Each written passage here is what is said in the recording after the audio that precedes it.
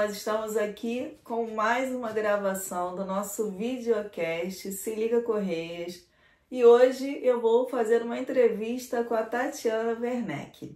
Primeiro eu queria fazer uma audiodescrição desse ambiente aqui em que estamos para as pessoas que não poderão nos ver. Nós estamos aqui com uma parede lilás por trás de nós, um quadro onde tem desenhado um microfone com as montanhas, que é a nossa logo aqui do nosso videocast. Temos uma bandeira dos povos andinos, que é quadriculada, colorida, dos indígenas. Estamos numa mesa branca, temos aqui na nossa frente umas tampinhas e uns lacres de alumínio, umas tampinhas plásticas coloridas. Eu sou uma mulher de cabelos escuros, estou com uma blusa verde, tenho cabelo longo, tenho pele branca. Tatiana também é uma mulher de pele branca, ela também está com uma blusa estampada colorida, tem os cabelos castanhos. E com isso nós descrevemos mais ou menos esse ambiente e vamos conversar essa nossa conversa, que está dentro de um projeto que nós aprovamos na Lei Paulo Gustavo, pela Prefeitura de Petrópolis, e estamos muito felizes de estarmos nos comunicando com a nossa comunidade, com a nossa cidade, com as escolas, com todas as pessoas que precisam e merecem conhecer os projetos que são desenvolvidos aqui na nossa área de Correios, que é uma área muito diversa, muito rica, porque nós temos zona rural, temos a parte urbana, nós temos prédios históricos em Correios, temos comunidades com menor poder aquisitivo, com residências diferentes e todo tipo de população. Então, nós queremos apresentar para vocês Correios e estamos fazendo isso através de projetos como esse que nós vamos focar agora, que é o Jardim da Consciência. Bem-vinda, Tatiana, que bom que você veio aqui falar Obrigada. Um pouquinho para a gente desse projeto. Então, esse projeto Jardim da Consciência se chama Jardim da Consciência Cultivando a Educação Ambiental e Agroecologia na Escola Municipal Odete Young Monteiro. Sim, Tatiana, a Odete Young Monteiro fica ali na subida do Bonfim? Isso, uma escola municipal na subida do Bonfim. Isso. E Tatiana, eu queria que você contasse um pouquinho sobre a sua formação, né? Por que que você fez essa proposta, né? E o que você estudou antes de chegar a esse Jardim da Consciência?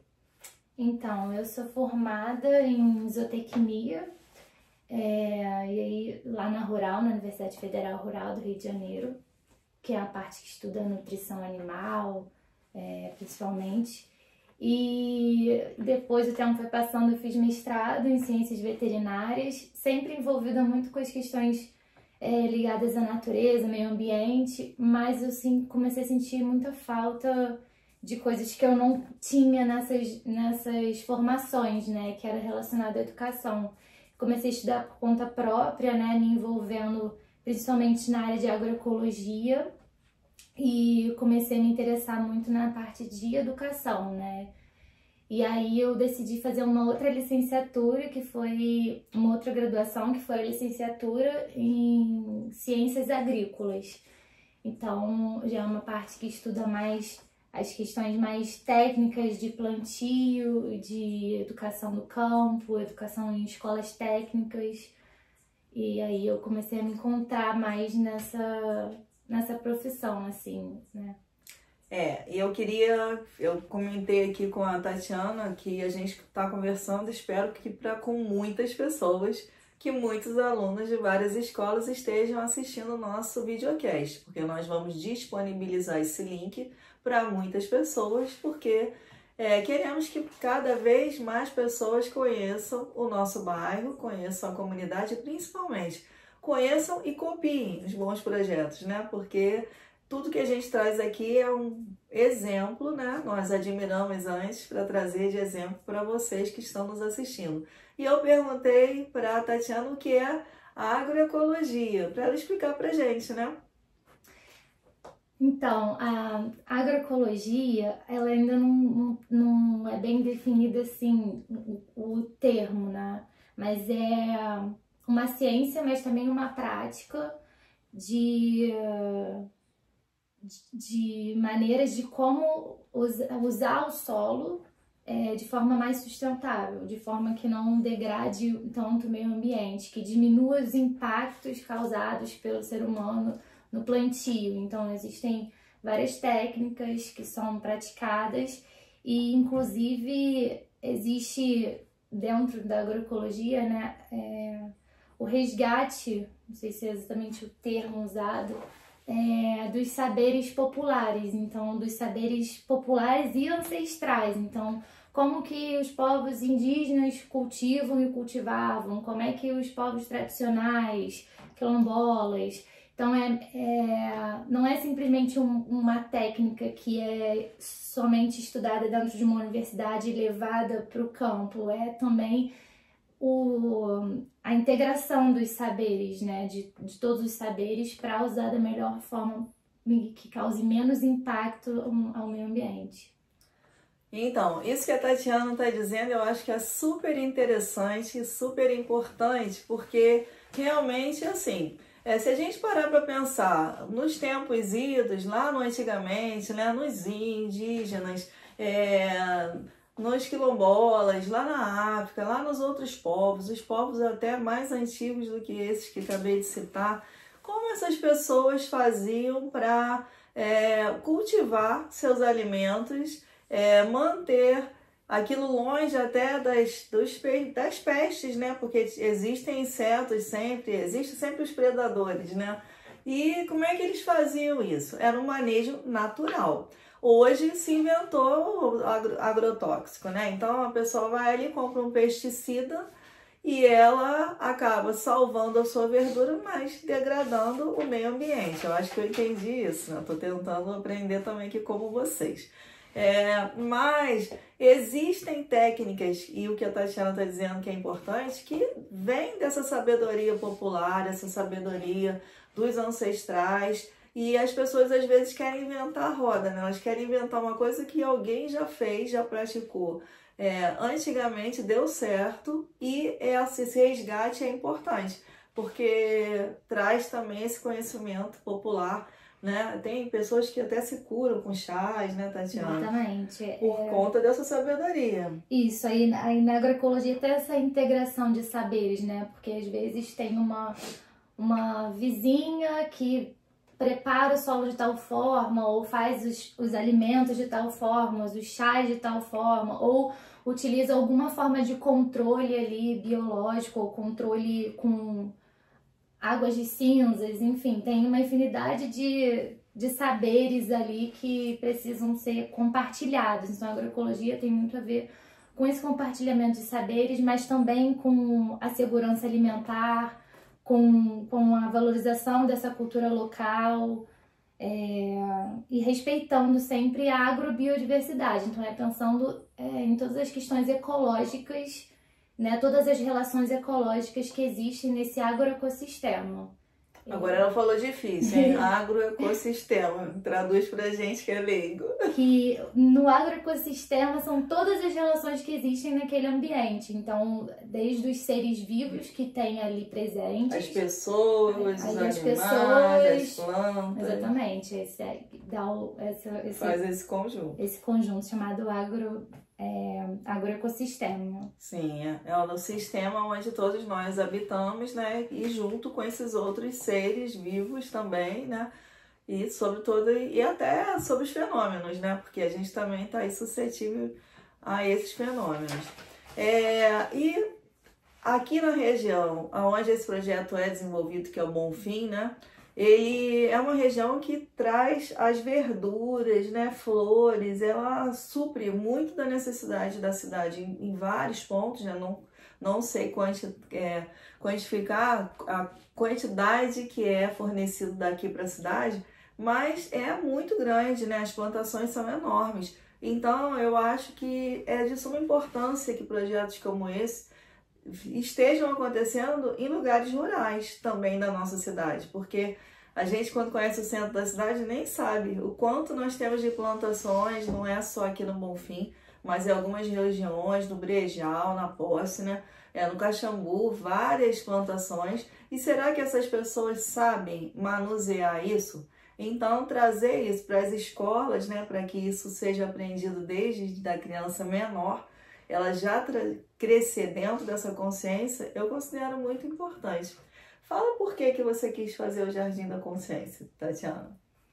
Então, o Jardim da Consciência, esse nome, veio muito dessa ideia de que a gente não vai fazer apenas o cultivo de plantas ali com as crianças, não é simplesmente abrir, né, um buraquinho e colocar uma muda, né? É também cultivar a consciência ecológica e a responsabilidade ambiental. Então, desde pequenos, desde de crianças, elas já vão começar a entrar em contato com as questões climáticas que a gente está vivendo hoje, com as questões ambientais que a gente precisa falar, precisa conversar.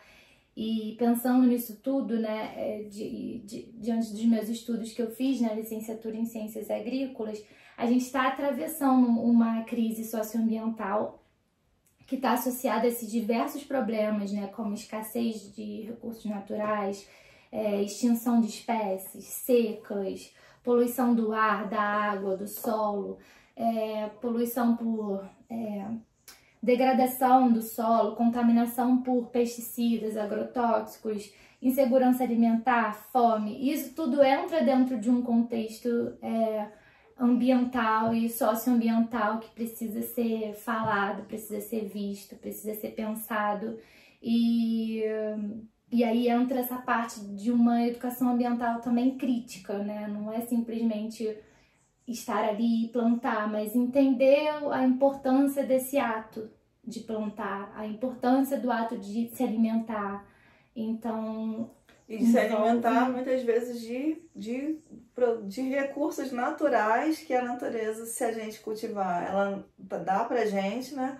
E muitas pessoas e muitas famílias acabam não se alimentando bem por conta de não fazer esse cultivo, às vezes até tendo espaço, né? Isso, também tem que tem isso, né? Porque aí agora eu vou dar uma opinião, um pitaco, que a Tatiana é mais nova, mas houve aí, vou dizer da minha geração, quando eu era criança, que as pessoas, elas achavam que para mostrar que estavam tendo dinheiro para comer, quando a família era de classe baixa e ela tinha uma ascensãozinha, ela começava a comprar enlatado e congelado, porque aquilo era o status, né? Então a gente veio de uma sociedade que primeiro, ainda existem países que consomem muito congelados e enlatados, né? A gente agora está voltando a pensar numa alimentação muito mais saudável. Eu acho que depois da pandemia, que nós tivemos a consciência do quanto as pessoas saudáveis elas tiveram mais vez para se salvar, eu vejo assim um boom nessa procura por uma alimentação mais saudável, né? De você plantar, de você curtir isso. Porque pelo que eu percebo aqui na Tatiana falar, as pessoas achavam assim, vamos ensinar a plantar, dava um feijãozinho para cada criança, né? E a escola ela ficava só nisso, de cada um cultivar o seu feijãozinho, mas sem pensar por que a gente está fazendo isso, né? Por que a gente não está cultivando outra coisa? Por que a gente está consumindo esse alimento? Por que aquela pessoa ali do lado, principalmente nas regiões de plantio, elas usam os agrotóxicos, né? Eu acho que essa traz para uma discussão mais filosófica da coisa. Mesmo entre as crianças, eu acho que o que vocês tentam imprimir é uma discussão um pouquinho filosófica sobre isso? Ou eu expliquei também, mal, ou eu me confundi? É por aí, mas o que você está falando dos enlatados, né, que a gente fala sobre a questão dos ultraprocessados, dos processados e dos ultraprocessados e como essa alimentação faz mal para a saúde mesmo. Sim. Só que assim, não tem nenhuma questão da compra por ascensão social, porque na realidade esses alimentos eles são muito baratos.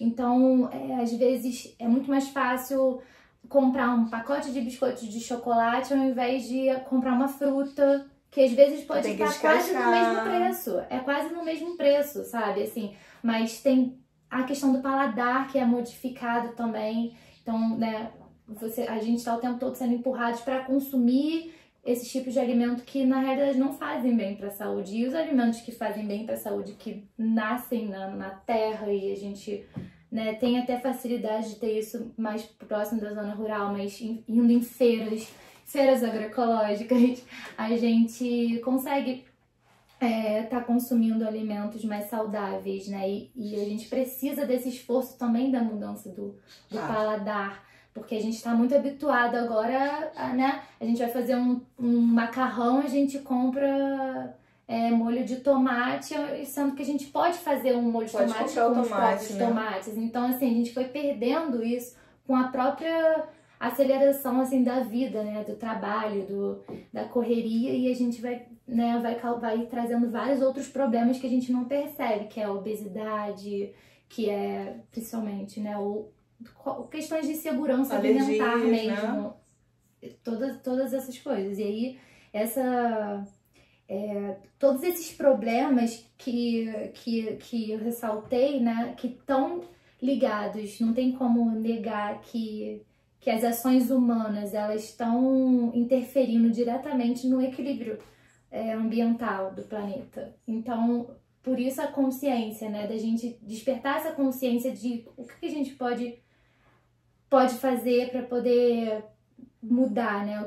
Onde que a gente pode fazer para mudar? E aí eu encontro a educação nesse espaço, né? Então, como que a agroecologia na escola, a educação ambiental na escola pode permitir que haja uma mudança no futuro, né? Ou no próprio presente, né? Enquanto no processo que está acontecendo, né? Porque ela vai permitir, primeiro, um maior contato com a terra, né? Com a terra mesmo, com a mão na terra, com contato com o meio natural, com as relações que existem na natureza. Então, vai aparecer uma joaninha, vai aparecer uma aranha, vai aparecer uma borboleta, e tudo vira uma discussão sobre aquilo que está aparecendo, né? E, além disso, vai despertar a curiosidade das crianças naquele ambiente que elas vão estar sendo inseridas, né? Então, uma curiosidade para fazer pesquisa, uma curiosidade para fazer perguntas e perguntas e perguntas, né? Que é muito diferente de quando você tá com as crianças dentro de uma sala de aula, em 4 paredes, né, fechadas, num ambiente que só é inserido conteúdos, e você não tem esse contato com o meio natural para te estimular mais uma curiosidade, uma outra percepção, os sentidos, o cheirar, o provar, né? Então, foi muito essa ideia de, tipo, querer implementar projetos como esses, assim, na escola, que já existem, várias outras pessoas fazem, né, que chamam até de hortas pedagógicas, né, são chamadas de hortas pedagógicas, que são feitas hortas nas escolas, que não é necessariamente para produzir alimentação para a escola, para a cozinha, mas para ser pedagógico mesmo, né, o que vai ser ensinado ali vai ser para um aprendizado, vai ser para a percepção do crescimento, da colheita, mas das relações ecológicas que existem nesse espaço. Vou voltar, estou achando super interessante, estou me lembrando de muitas coisas do meu tempo de professora também, né? Mas primeiro eu queria relatar essa coisa da alimentação e do status que eu mencionei, porque eu uma vez fui fazer uma consulta com uma nutricionista que tinha uma filha pequena, e ela dizia que a filha dela levava para a escola uma fruta e uma garrafinha de água. E as outras crianças, e ela devia ter uns 4 anos, as outras crianças meio que implicavam: você não traz um suco? Porque as outras crianças todas levavam um suquinho daqueles de caixinha, né, com aquela coisa que é só açúcar, né, e seiva, porque não tem nem fruta, ou refrigerante. E, quer dizer, aquela coisa do status de você estar levando água, mas ela disse, mas ela bebe água. Ela não precisa beber, aquela não é o momento dela de nutrição, dela ter que tomar uma outra coisa. Ela pode beber água porque ela vai sentir sede. E ela vai comer uma fruta e vai estar alimentada. Isso faz parte da rotina dela. Mas as pessoas, né, agora tem essa mudança, mas elas tinham que levar um saco de biscoito recheado. Porque era meio que um status, mesmo na escola pública. Sim, eu lembro disso. Entendeu? Um saquinho daquele biscoito amarelinho com cheiro de chulé. era isso que eles tinham que levar, porque senão eles se sentiam menores, né? Entendi. Sim, então, verdade. há uma modificação de cultura que é precisa, que eu acho que a gente tem discutido muito isso, né? De realmente a gente parece de tomar tanto refrigerante, né? Tem muitas pessoas que conseguiram se libertar do refrigerante na vida, de fazer trocas por coisas mais saudáveis. Mas é muito mais fácil quando se trabalha na educação. Eu também sempre acredito que a educação, ela é o início de tudo, se não passar pela educação. Eu vejo um lixo jogado na rua no lugar errado, para mim aquilo é questão da educação. E não é culpa da escola, não, é da educação, é de nós não estarmos fazendo todo mundo o nosso dever correto, enquanto cidadão, enquanto família, né? Enquanto sociedade, enquanto política pública, para que a gente desenvolva projetos como esse. A Tatiana desenvolve esse projeto em uma escola, ela disse que começou numa outra que eu queria que ela contasse. E como é que isso foi visto pela direção da escola, né? Porque isso é um projeto desenvolvido através das atividades complementares da própria Secretaria de Educação, né? Que contrata a Tatiana para desenvolver esse projeto, como contratam outras pessoas para colaborar dentro dos seus projetos políticos pedagógicos. E aqui no Bonfim, esse tem tudo a ver, esse Jardim da Consciência, né? E outra coisa que eu adorei, essa coisa de você desemparedar a educação. Porque às vezes você está dentro da sala de aula falando sobre ciências, falando, né, sobre meio ambiente, e aqui do lado tem o meio ambiente, você não está ali falando de frente para aquilo para não levantar daquela sua cadeira. E muitas pessoas estão fazendo isso hoje. Você assiste tudo no YouTube, você vive na rede social, mas você não está vivenciando. Eu tenho, assim, uma preocupação muito grande porque as crianças e os jovens não estão colecionando experiências. Elas não estão indo vivenciar. Quando eu estava na 8ª série, que eu tinha 14 anos, né?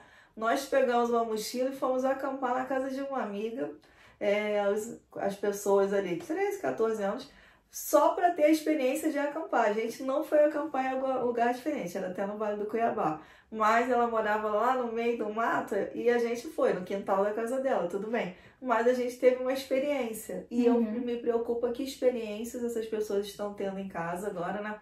De não fazer uma horta, de um pai não sair com o filho, fazer um piquenique, né? Um dia ensolarado, não estar na natureza. Só essa coisa de estar na natureza, isso nutre muito a gente, né? Ainda mais num contexto que a gente está vivendo hoje das telas, né? Dos celulares. Então, essa questão do emparedamento, né? E do desemparedamento, tem uma educadora, Leia Tiriba, que ela fala muito sobre essa questão do desemparedamento, né, nas escolas, porque se essas crianças, esses jovens já passam metade dos seus dias ou mais dentro das escolas, e depois quando vão para casa ficam também dentro de 4 paredes, né,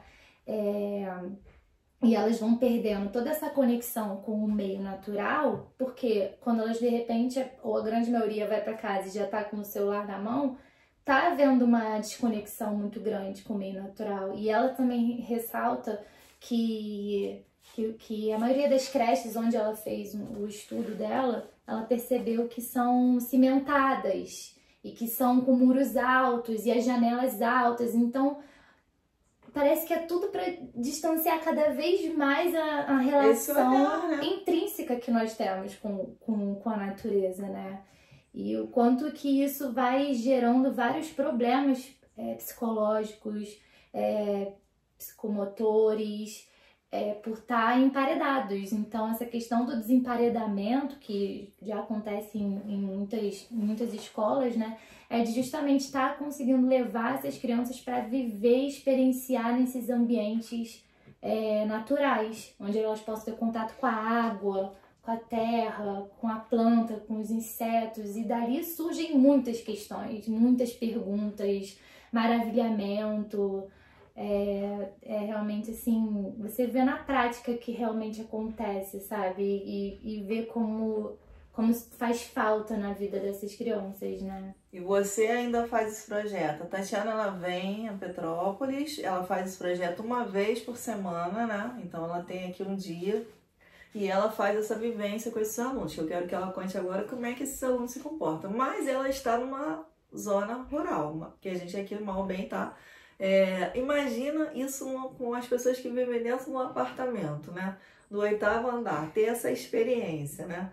E a gente fica então com pena dessas crianças que às vezes não têm, até por falta de segurança, digo segurança mesmo, né? Que os pais, o medo que a gente tem vivido enquanto sociedade, né? Tira também essa liberdade, porque a gente agora não tem mais essa coisa muito de, vou brincar na rua até anoitecer, né? Sim. E aí volto para casa só para jantar. Não tem mais muito essa cultura em muitos lugares do nosso país, né? E do mundo. Mas fala como é que é lidar? Qual é a faixa etária dessas crianças? Eu tô trabalhando com as crianças do ensino infantil e até ensino fundamental 1 até o 5º ano. Então, até os 10 anos. Até os 10 anos. Então são mais ou menos de 4 anos aos 10 anos. E na verdade esse projeto é uma continuação do meu projeto de trabalho de conclusão de curso que eu comecei no ano passado. No SEI Terezinha de Jesus, que é uma creche, então era só crianças de 1 a 3 anos. E aí eu comecei a fazer essa horta, né? Tiveram algumas pessoas do próprio Bonfim que ajudaram na construção dessa horta, pessoas da comunidade. E aí fui construindo essa horta com as crianças e assim, logo de cara, foram 5 meses. E a gente conseguiu ainda plantar muitas coisas, assim, então... eles pequenininhos, né, assim, mal estão falando, mas eles já me viam e falavam plantar, plantar, plantar. E eles chegaram desde a mudinha pequenininha até colher alfaces enormes, colhemos algumas outras coisas, plantas de uso medicinal, e eles lavaram, se alimentaram, tinha crianças que nem comiam alface e comeram porque foram elas que plantaram. E os comentários das próprias educadoras sobre a percepção e a mudança também do olhar das crianças, né? Que elas começaram a perceber muito mais insetos pela escola, que antes não citavam tanto e de repente elas começavam, qualquer coisa elas me chamavam, chamavam alguém, olha, não sei o quê. Então tudo virou assim... Abriu um olhar pro entorno, né? Foi bem legal, foi uma experiência muito legal e eu também cheguei a fazer algumas atividades com as educadoras para falar da importância do contato das crianças com a terra, com a natureza, com as plantas. Então, eu também trabalhei um pouco uma formação também, né? Como se fosse uma formação agroecológica também, de também falar um pouco do manejo, de como manter a horta e tudo mais. Então, foi um trabalho para as educadoras e para as crianças. E aí, nesse ano agora, que começou no início das aulas desse ano, eu vim com esse projeto já para a escola Odete, que eu também trabalho em outras escolas com a mesma coisa, assim.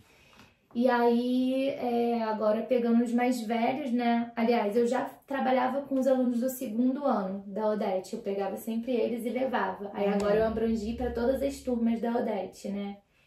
E tem sido muito incrível, assim, a percepção deles toda vez que eles chegam na horta e veem uma mudança, né? Vem um crescimento do que eles estão plantando, eles ficam super entusiasmados com a mudança que vai acontecendo, que eles vão percebendo. Eles vão sempre querendo pegar as minhocas são sempre a sensação. Algumas crianças que não pegavam minhoca agora pegam minhoca. E aí pega gongolo e fica olhando o rostinho do gongolo e fazendo comparações. Gongolo é um outro bichinho que vive no solo, mas ele tem várias patinhas, muitas patinhas, tem uma carinha que você vê. E ele também vive no solo, tem uma função importante ali, né? Ele come folhas, galhos, enfim. E tudo vira curiosidade, vira... descoberta. E fora isso a gente consegue usar tudo que a gente está vendo, depois a gente registra de alguma forma. Então hoje a gente faz um desenho, e as crianças adoram, sempre fazem desenho sobre a horta, sobre plantas, e escrevem também. Então é todo um exercício, né? Que inclusive a horta pedagógica você consegue inserir todas as disciplinas dentro Sim. dela. Você consegue botar geografia, Matemática, português, literatura. Exatamente. E eu acho que assim, né, a gente já gravamos meia hora, hein, pra quem tava preocupado que a gente ia. Queria dizer assim, que eu acho também que essa experiência de fazer uma horta, né, que eu também tenho uma horta aqui em casa, é da gente também aprender a lidar com a nossa paciência de esperar, porque cada planta tem seu tempo. E às vezes a gente quer o resultado na vida de tudo muito rápido, né? E ele vai nascer e tem coisa que vai demorar 4 meses, tem coisa que não adianta plantar naquele momento. Então a gente aprende a respeitar também esse tempo da natureza, né? Sim. E a lidar com isso dentro de nós próprios, porque nós precisamos dar esse tempo, né? Tatiana, pra gente encerrar, acho que a gente falou bastante coisa, né? Eu queria que você desse pra gente aí uns conselhos, tipo assim, você vendo o que a gente pode mudar na nossa, com as nossas crianças, né? O que os pais podem fazer para mudar, para já evitar alguns erros que a gente vai cometendo ao longo da nossa vida, principalmente essa questão da alimentação ou de uso da natureza, né? Ou também desse manejo. Uns conselhos básicos? Eu acho que tem uma coisa que tem acontecido, eu não sei desde quando, porque eu entrei na área da educação não faz tanto tempo, mas que existe um receio muito grande dos pais, dos familiares, do contato mesmo da criança com a terra, do contato da criança com o meio externo, pelos perigos que imaginam que possa acontecer. Então, às vezes, sei lá, a criança volta com a camisa suja de terra e isso pode ser um problema, mas o que ela estava se divertindo no momento que ela estava pegando a terra é uma coisa que precisa ser contada e ser relevante. Tem muito mais importância do que lavar uma camisa. Tem muito aprendizado nesse momento, muito aprendizado. É o contato com a terra, é o cheiro, é o que mora ali, são tantas coisas que acontecem nesse meio tempo que não é simplesmente se sujou e vai ter que lavar. Ou o contato, por exemplo, na hora de regar, eles adoram quando espirra água neles, ficam felicíssimos. E aí, molhou um pouco e aí por causa disso vai ficar gripado, assim. Não é exatamente assim que acontece uma gripe numa criança. Então, a gente foi se afastando tanto da natureza e dessa relação com esse contato que a gente tá perdendo muita coisa. Perdendo aquele banho de mangueira que é tão bom, né? Banho de chuva, né? Você tá embaixo da chuva, tão bom. Fazer lama, né? A gente fazia bonequinho de lama. Exatamente. E é isso, sobre alimentação, eu acho que o fato deles terem um contato com o próprio plantio, né? Assim, sou eu que tô plantando, então eu vou provar porque foi eu que plantei isso, empodera, né? Empodera muito, assim, nessa questão de, pelo menos, experimentar. Eu vejo muitas crianças na escola, quando eu chego, comendo só arroz, feijão e a carne, sendo que tem salada, tem legume e não tem o hábito, às vezes nem conhece. Às vezes é pelo hábito da própria criação mesmo. Os pais também não comem, né? Exatamente. E aí a criança vai ser pequena e não vai comer, né? É importante entender, assim, o que esse alimento traz? Vitaminas, né? Entender o que os alimentos fornecem que vai beneficiar na saúde dos filhos. E de experimentar, né? Por que não pode experimentar novas receitas, novas também formas de se comer aquele alimento, né? Sim. Isso é super importante também.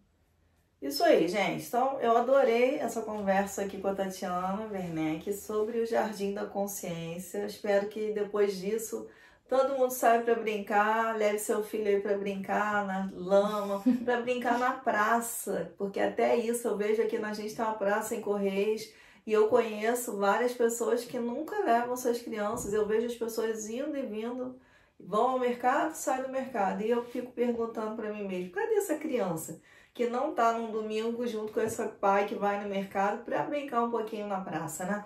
E para brincar no Parque de Exposições de Itaipava, a gente tem aqui o Bonfim, né?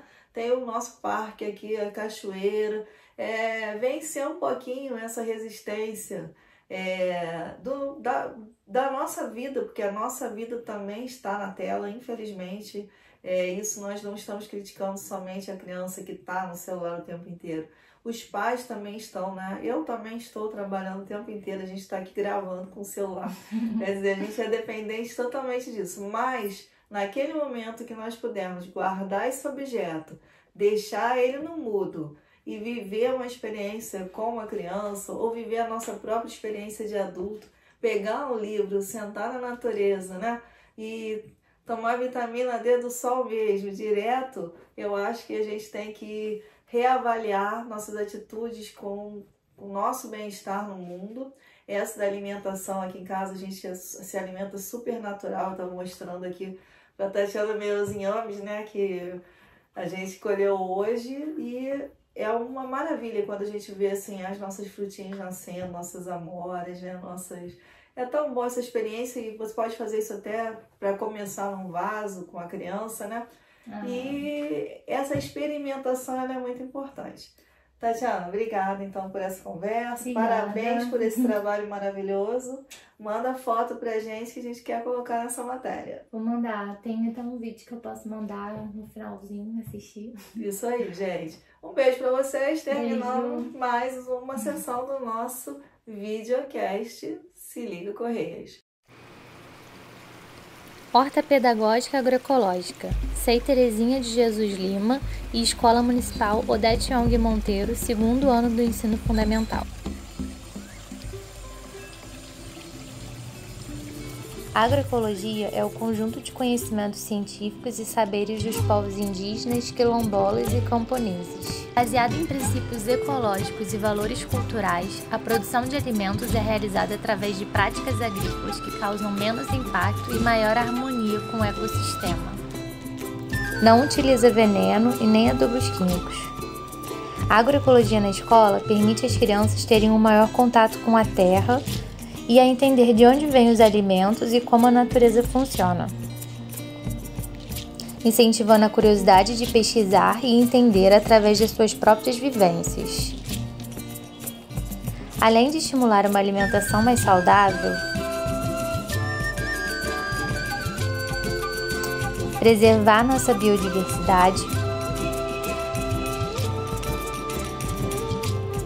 o contato com a natureza traz vários benefícios, como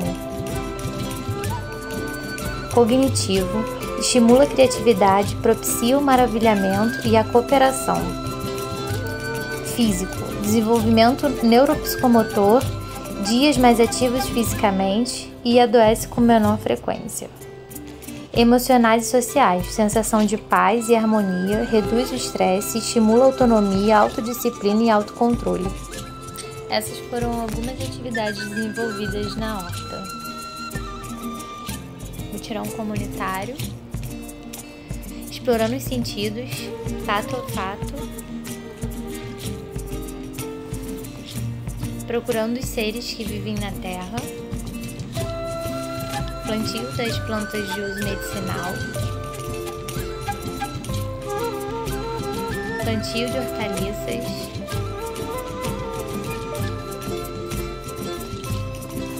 cobertura do solo. Estar em contato com a natureza ajuda a cultivar um senso de responsabilidade, respeito e cuidado com o meio ambiente e com os outros seres vivos.